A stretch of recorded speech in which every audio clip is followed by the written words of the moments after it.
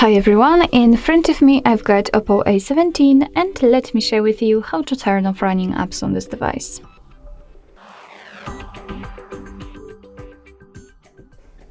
So basically all you have to do is to simply open the recents, and depending on what kind of navigation bar you've got set, you can do it differently. So if you've got the 3 buttons navigation, then simply tap on the button with the probably square icon or 3 bars icon, one of those, but it will work. It will just open the recents.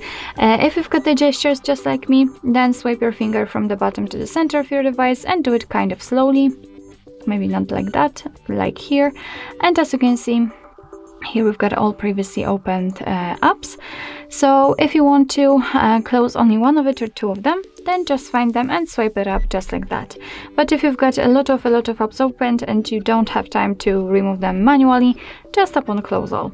And as you can see, we just got back to the home page, and after entering the recents again, you can see that we have no recent tasks, which simply means that we just successfully closed all background apps. So basically that's all. This is how to turn off running apps in your OPPO A17. Thank you so much for watching. I hope that this video was helpful, and if it was, please hit the subscribe button and leave the thumbs up.